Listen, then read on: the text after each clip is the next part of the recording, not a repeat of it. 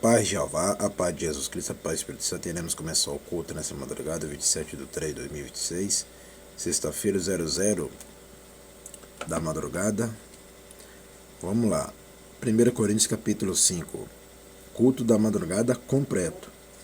1 Coríntios capítulo 5, resumo do capítulo. Paulo passa para outro problema. A igreja tem ignorado um caso de imoralidade sexual explícita. Paulo conclama os crentes para que seja lançado afora a pessoa culpada de vosso meio.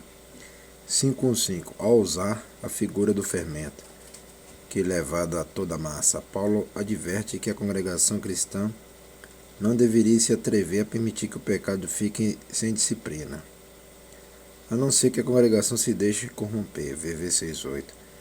A seguir, acrescenta uma palavra de correção.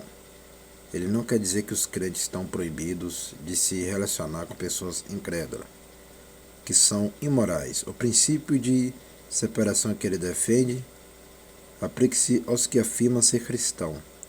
VV 9:11. A responsabilidade de julgar os de fora é de Jeová, não da igreja. VV 12:13.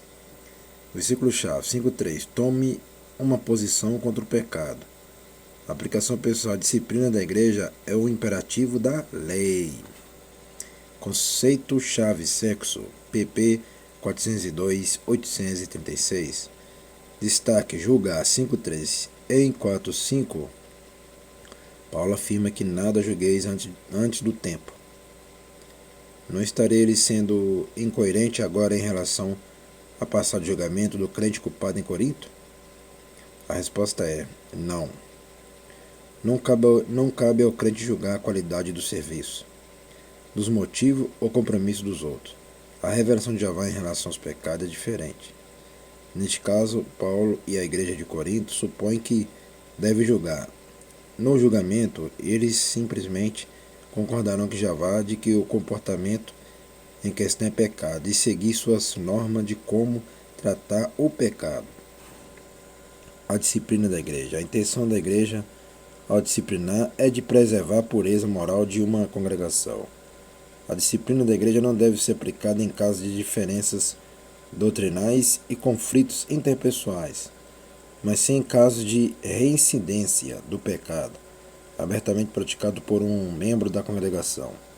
A disciplina da igreja envolve o afastamento do crente pecador do seio da congregação, conforme declara Paulo. Não vos associeis com 5:9. O crente sob disciplina, nem mesmo para comer com ele ou ela. 5:11. Mateus 18:15-17. Sugere um processo que a maioria dos crentes deveria pôr em prática sobre questões disciplinares. A pessoa que comete uma falta deve ser abordada em particular e receber oportunidade de arrependimento.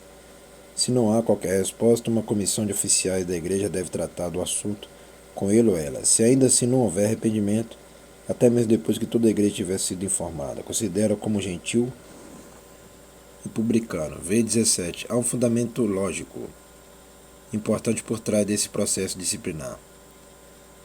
O pecado persistente interrompe o relacionamento com Jeová.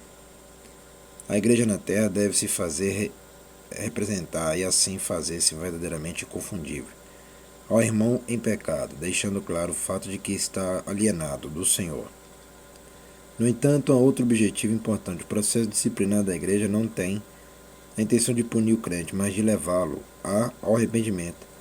É exatamente isso que acontece em Corinto. Em sua segunda carta, Paulo ordena que perdoe e conforte a pessoa desde que se arrependeu e abandonou o pecado. Pureza 5:5-8.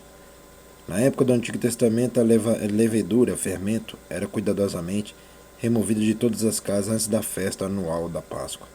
Paulo considera esse fato uma analogia com a necessidade de santificação da igreja.